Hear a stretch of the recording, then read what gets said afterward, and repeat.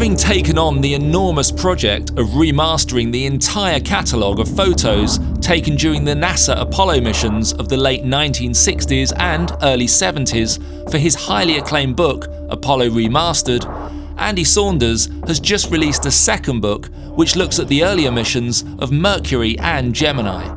I caught up with him to find out all about it and started by asking that off the back of the success of the first book, if this recent second project had always been part of his plans. Yeah, that's exactly what I wanted to take this project on next. It was always my intention after the Apollo missions. That was all about the moon landings, as I say. Everybody knows about those. But I always wanted to do this because these are the missions that came before Apollo. So it's, in effect, this is like a prequel. So Mercury and Gemini. So this takes us right back to the very dawn of human space exploration. So these missions are important in terms of spaceflight history. They were our first missions into space. Gemini developed all the techniques that we needed to then reach for the moon on Apollo. But, if you think about the context of human history, this was when we first left Earth. For tens of thousands of years, civilizations have looked up and dreamt of leaving Earth and voyaging to the stars. And this golden era in the 1960s was when that ancient dream finally became a reality. Mercury with these one-man missions, tiny capsules.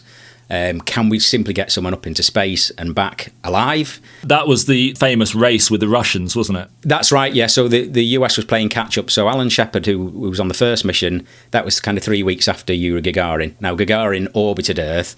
Alan Shepard was just a short suborbital hop above the atmosphere and back down. Yet within 3 weeks of that's when Kennedy made this quite extraordinary commitment to landing a man on the moon by the end of the decade. So it was then largely down to Project Gemini to prove that, well, is this even possible? We proved we can get a man into space and back. Can we get someone into orbit? Can we keep people alive long enough for a trip to the moon and back? Can we manoeuvre in space? Can we rendezvous, which is meet in space, and dock? Can we exist outside a spacecraft? Can we have a spacesuit where we can work outside the spacecraft? So all of these critical things that would be necessary for a trip to the moon had to be proved on Gemini, and they were done at an incredible pace. They were catching up with the Soviets. So there were 10 missions in just 20 months, really pushing the boundaries, took incredible risk. I mean, anyone that reads the detail, I think, will be really surprised at just the risks, the level of risk that they took. So every mission is just filled with human drama, and I wanted to tell that story along with the stunning remastered imagery, because Gemini took some incredible photographs. Last time we had you on the show, you explained in great detail how you had gone into the NASA archives for the Apollo mission and painstakingly drawn out detail which didn't apparently exist, on first glance. Obviously, this time you've gone even further back into the archives, chronologically anyway. So the fact that these photos were taken, a decade or so earlier, did that present new challenges, and did you have to use, even more advanced techniques to get the photos to their potential? On Project Mercury, the film was evidently in a much worse state. It wasn't well handled. There was tears in it. They put sticky tape on it to repair a tear. You can tell it's just aged worse than the Gemini and the Apollo missions. Even worse than that, so that first flight, that Alan Shepard flight, they had a camera set up that was taking photographs every 6 seconds automatically out of the window. So if you think this is the second time a human has voyaged into space, the first American space flight, but every single frame of original film that got back to Earth, they scribbled over with felt pen. They wrote the frame numbers on every single frame. And when I saw this, it was like, sacrilege. How can you scribble over the original film? It's something so incredibly important. But that's just, we've got to think about the climate at the time in the era. They were trying to play catch up with the Soviets. These photographs, they weren't taken for their aesthetic quality or for posterity. They were taken they were for technical assessment. And so they just scribbled the frame numbers on when they got back, and it's all about, what can we see in this? How did the mission go? Let's move on to the next. Let's catch up. So historical preservation evidently wasn't as high up on the agenda as it was as we got further into the next missions, particularly Gemini. So yes, the Mercury film in particular took a lot more in terms of restoration. So I've got a copy of the book here, and it's a classy product, as you would expect. The photos speak for themselves, but I also appreciated the additional amount of information given about each mission, the background to each photograph, including, the camera, the lens, the film stock that was used, the size of the film, etc. Because to photographers, that's all really interesting information there. I also liked the inclusion of the transcript of the dialogue between the astronauts. Is that something that you put in the book yourself? Yeah, so the research, so the processing was probably about 2 years worth of work-ish. The research and the writing was about another year. People might be surprised, although it's seen as a photography book. As with Apollo, there's actually 75,000 words, which is like your average novel. So there is a kind of a book's worth of stuff in there as well. And the research what I wanted to do is effectively reconstruct every mission from launch to splashdown. So that involved getting the chronology right of the film. And sometimes that's quite easy to work out, but the historical record isn't great. There's lots of missing information.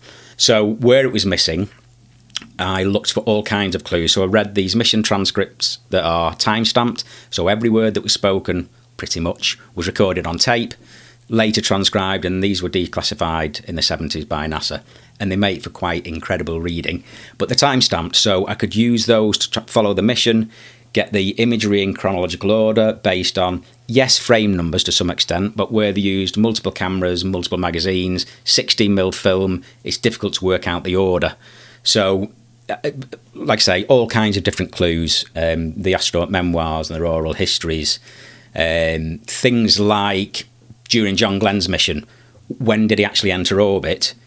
When we're looking at it in movie film, we can look closely, for example, at his straps. So his straps move at a point where suddenly he's in 0G, or at booster engine cutoff, they're slammed slightly forwards into the seat and back, and I could just about find that in the film. So I've got all these references.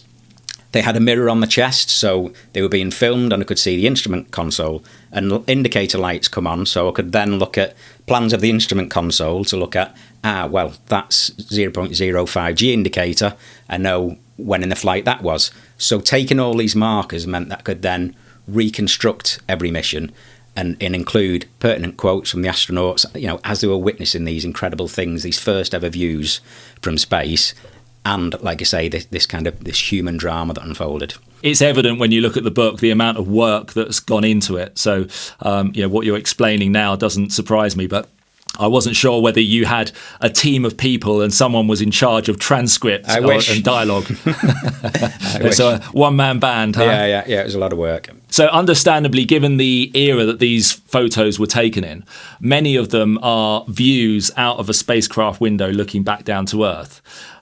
These days, we've all become very familiar and blasé with Google Earth and satellite images, but presumably back then, these would have been the first time people had seen views from that high up looking back down on the Earth and, almost seeing a map of, countries and things. So it must have been incredible to see that for the first time. I mean, they used it exactly for things like that, for mapping. It was an opportunity for the first time. When John Glenn took his camera, he actually bought the camera himself. NASA didn't want the astronauts on the earliest missions taking a camera.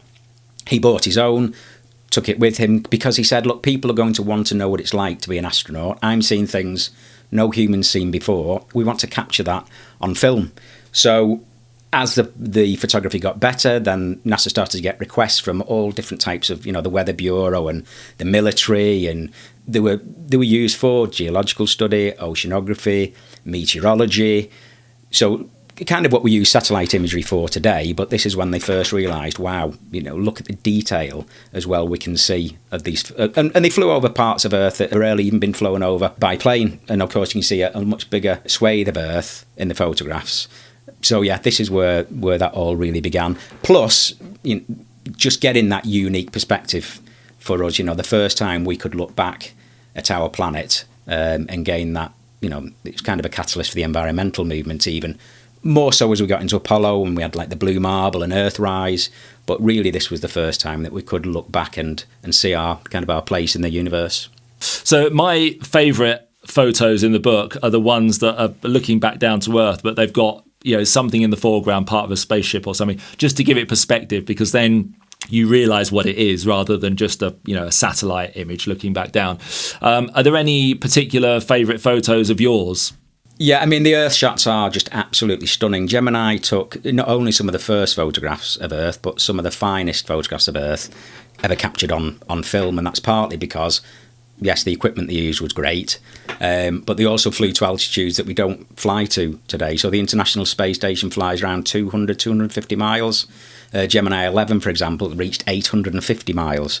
They used a Hasselblad super wide camera, especially on the latter Gemini missions, which was an incredible camera. Again, that wider angle lens could capture more of the curvature of Earth, more of the inside of the spacecraft, so we can see the astronauts inside when they were out on an EVA looking back at the spacecraft, or a photograph of them. So yeah, the photography of Earth, and you can almost like feel the silence as you're looking at it. You can imagine what it was like.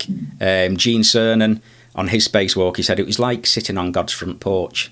You know, he had this incredible view. Rusty Schweikart told me when I did the Apollo book how you have this depth of silence, and you're traveling at 17,000 miles an hour, but you have no concept of speed because obviously there's no wind resistance, and so it's incredibly silent. And then you have this incredibly black sky and this super colourful Earth, and I think you can kind of feel that in a lot of this Earth photography. But for me, it's really those that show the human sides of the missions that are my favourites, you know, to see these pioneers. And it's really the first time we've been able to climb on board these tiny spacecraft. So on the Mercury spacecraft, for example, they were so small. John Glenn said, you don't really climb in a Mercury spacecraft, you put it on. I mean, it was just tiny. So to be able to now climb on board, see these pioneers, you know, we see the faces in some incredible detail now. We can see the trepidation before launch, and anticipation when you see the awe and wonder as they look out the window. We see exhaustion, focus. You know, we can really almost feel like we're riding along on these historic missions, which is something I've always wanted to do, but will never be able to do because I'm not brave enough and claustrophobic. So as I've already mentioned, alongside the amazing photos are many stories, backstories as to what happened on each mission. Are there any particular stories that are favourites of yours? Yeah, and it leads to an image actually. So again, going back to the early days of Mercury, there was so much human drama on almost every mission. I mean, Gemini 8. Neil Armstrong almost didn't become the first man on the moon because he almost died on his Gemini 8 mission when his spacecraft was tumbling out of control. Gene Cernan, who was on Gemini 9A, he eventually became the last man on the moon. He quite absolutely should have died during his spacewalk, the spacewalk from hell, he said. Everything went wrong. He overheated. NASA just hadn't mastered EVA and spacewalking. It's much more tiring than you would imagine. You know, if you try to turn a bolt, for example, your whole body rotates, and they hadn't really got to grips with this, or literally to grips actually with the spacecraft, how you move around a spacecraft. It was exhausting. He overheated, his heart rate hit 180 BPM. His visor fogged up, so he went almost completely blind, and he's at the back of the spacecraft, and then he lost communications with his command pilot. So for him to get back into that hatch was quite incredible, really. But another one is, again, going back to John Glenn. So first American in orbit. Just before re-entry, an indicator light on the ground had indicated that his heat shield may well have come loose, which isn't what you want to hear. And they didn't really tell him. They started to ask questions, and you can, again, read this as you see in the images. He starts to get a bit suspicious and said, well, why are we doing this? And eventually they said, look, we think this indicator light has come on, which means your heat shield may be loose. If that's true, he would probably burn up in the atmosphere. And so, again, using the researching all of the frame rates, and there's a little clock over his shoulder I can sense check. I've worked out exactly when he's re-entering the atmosphere, and we can just see this orange glow, and we can see a look on his face, and he's just there kind of holding steadfast, not knowing if he's about to burn up in the atmosphere. And now we have, like I say, this really clear image of him, and it's just this portrait of courage, and perhaps one of the most haunting images I've worked on for the book. But honestly, literally every mission had something going wrong. Sure. And they were literally solving life or death problems in real time. You know, this is the way they had to do it back in the day. You probably won't remember this, but when we spoke before, a couple of years ago, I mentioned that I'd had dinner with Eugene Cernan. Gene Cernan, I remember. and it was a pure fluke. And I was incredibly humbled to be in his presence. And I was sat next to him, and it was one of the most memorable 2 hours of my life, because the stories that he told over that dinner were absolutely remarkable, and I still recount them to this day. But it was fascinating to meet somebody who is that huge in the space program. Yeah. And before I met him, I really didn't know much about him, but obviously since then, and listening to his stories, I went away and became a bit of a fan until he passed away a few years ago now, isn't it? Yeah. There are so many of these heroes and these stories. I think that they're the kind of things I want to share. I mean, a lot of people don't know they've never heard the Gemini program. A lot of people think Apollo 11 was just, we created the Saturn V, we put Neil Armstrong on it, and he went to the moon, and that was it. That's not the case. There were these 10 Gemini missions, there were these 6 Mercury missions. It was a process from literally the first view of the curvature of Earth to learning all of the techniques necessary to be able to then go on to Apollo and reach for the moon on that program. And so actually the 2 books together, which are a set, tells the whole arc. First view of the curvature of Earth through to our last footprints on the moon on Apollo 17, and a lot of the characters and the people we know so well from Apollo, like say Neil Armstrong, Gene Cernan, Jim Lovell, who sadly recently passed away, Frank Borman, Buzz Aldrin, John Young. They all had their first missions on either Mercury or Gemini. So this is where they cut their teeth, and this is where they almost didn't come out the other side. Looking through the book, I saw many references to the windows not being clean enough to get clear shots through them. How much of a challenge was that when you were trying to pull detail out of these shots that were taken through a dirty window? There's a shot in there that shows just how dirty they were, actually. And it was different by different mission, and sometimes it's one window and not the other. And so I knew who was taking the photographs. There's little clues on the nose of the spacecraft, so I know which window it's taken out of. And the command pilot always sat in the left seat, and the pilot always sat in the right seat. So when I'm working out, when I credit the photographer, that's part of how I do it. So sometimes a lot of photographs are just taken from one window because that was the cleanest.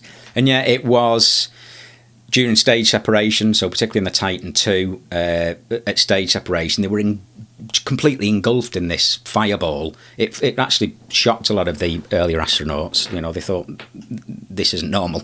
And it left a residue on the windows. Also, the escape jettison tower, that could also leave a residue on the windows. So yeah, it's quite frustrating, and a lot of photographs would have been stunning if they weren't through such a badly deteriorated window. But Frank Borman, I think it was in particular, really resented the windows. To go all of this way, he said, and have all this amazing technology, camera technology, and not be able to take good photographs because of these windows. It was obviously pretty shocking. The stunning photographs were when they did an EVA.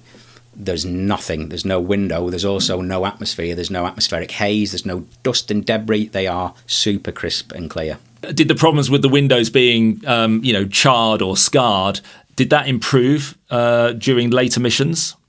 Only a little bit. They put the kind of a cover on them for launch, but it didn't help as much as they expected. It even occasionally happened in the early Apollo missions.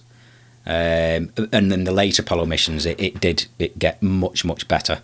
But yeah, to be honest, it didn't get hugely better throughout the Gemini program, because again, they were doing more important things, you could argue, than keeping the windows clean for photography. Although the photography was very important, they were surviving, and can we exist out of spacecraft? And they had all these experiments and really vital things to prove to move on to the next mission, like say 10 missions in 20 months and keep progressing. So yeah, the windows weren't perhaps as big a priority as you or I would like them to be.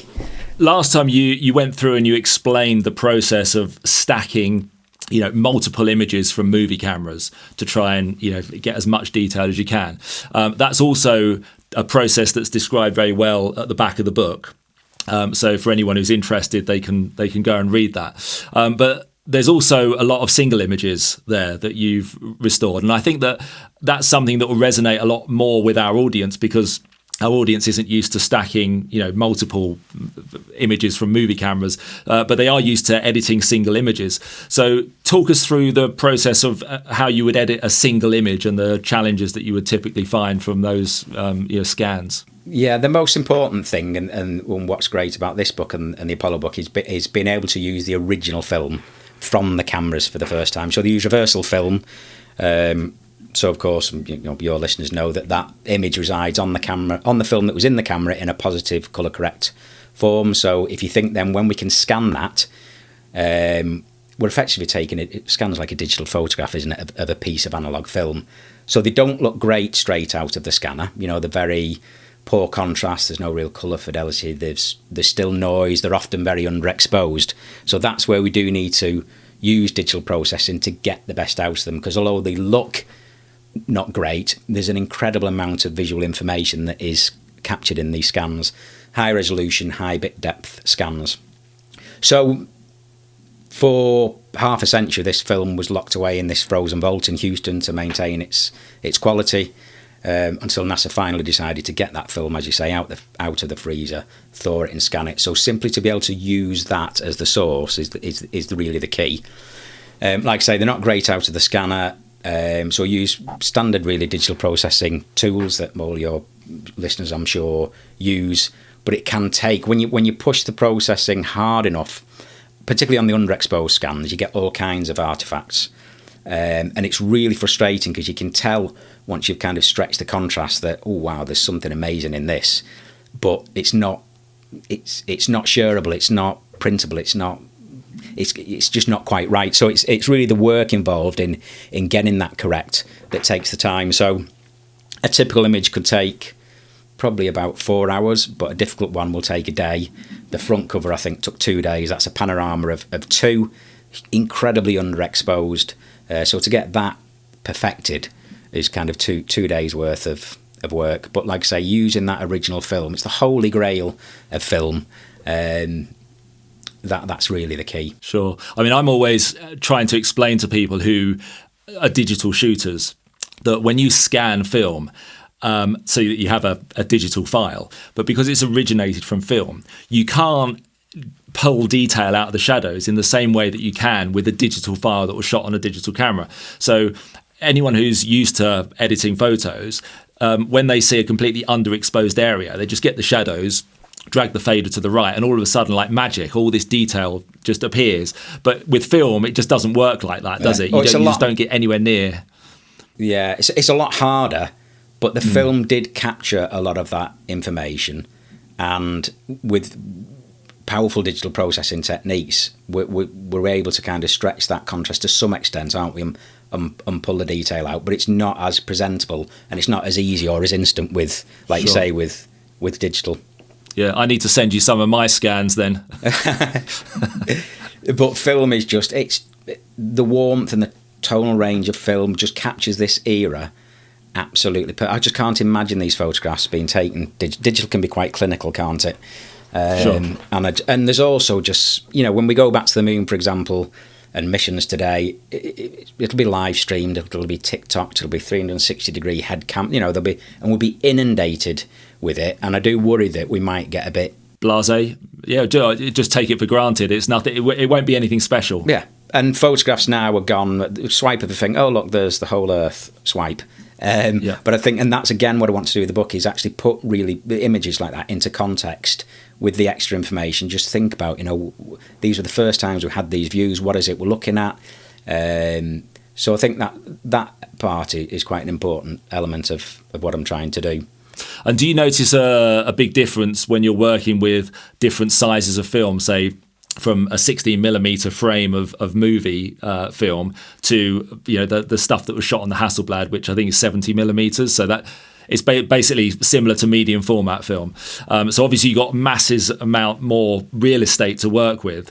Does that make a big difference to the processing? An enormous difference, and that's why I have to use the stacking technique on the 16mm film. It is so small format, it's inherently noisy, but by applying this stacking technique, we can effectively pull information from hundreds of samples, if you like, and pull it into one, and that's the beauty of that.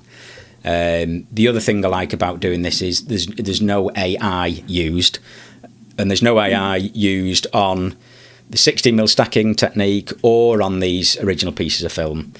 And that's because, this is such historically important footage. For me, if you apply AI to a photograph, it's almost no longer can be called a photograph. I mean, all its provenance is just destroyed. And with historical footage, I just did not want to touch AI. But you can still create incredible results, particularly with this stacking technique.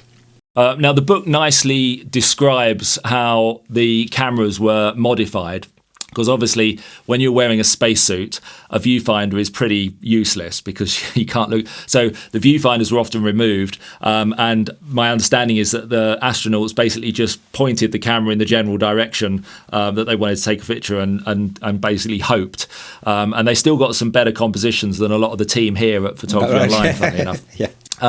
But one thing that I wondered is that with the Hasselblad, for example, how were they focusing? Because if you don't have the viewfinder, then you can't focus. And I know that a lot of the photos they were taking out the window were at infinity, so that's easy enough. But there were lots of photos inside the space capsules as well. Yeah. Which wouldn't have been at infinity. So were they able to, were they just judging focus by guess?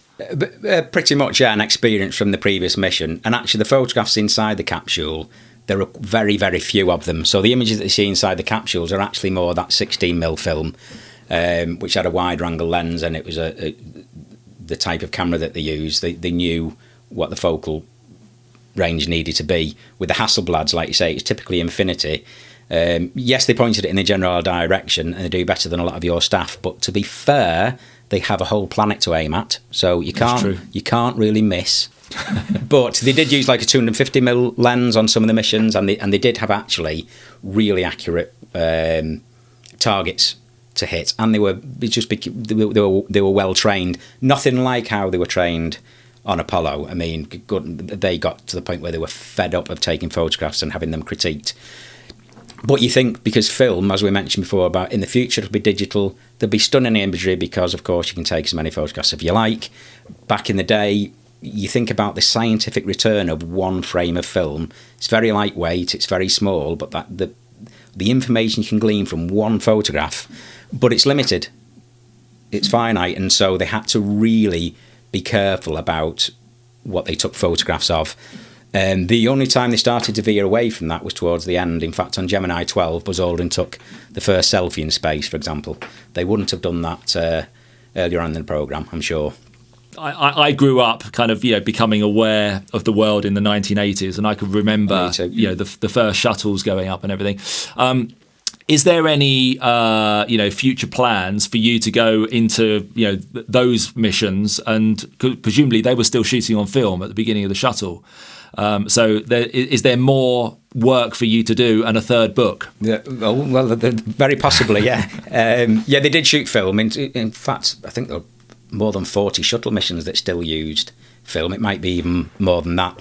And yes, there's that section in between that Apollo Soyuz and Skylab that were manned and, of course, shot on film. They are, though, just huge projects. So I will take a bit of a pause next and decide. I mean, that's the obvious next thing to do. But like I say, it just takes an extraordinary amount of time. There's also a nice link. So John Young flew 2 Gemini missions. So, of course, he's in this new book, the prequel. He's in Apollo. He flew to the moon twice. He walked on the moon on Apollo 16 as commander. And then he went on, as if he hadn't done enough, and commanded the very first space shuttle mission. So John Young would actually bridge all 3 books. So there's a bit of a link there as well. Looking towards the future, you mentioned, is it Artemis that's planning on going back to the moon? Yeah, in 6 months' time. Yeah, so what's the latest on that? Because, I mean, unless you're into space and you actively follow it, then you don't get to know about this until it appears on the 10 o'clock news, which it hasn't done yet. No, they do tend to get postponed quite often, and often for quite long periods. The latest is, though, that between February and April next year, and it is now looking very likely. Now, that's to orbit the moon and come home, so it's not going to land.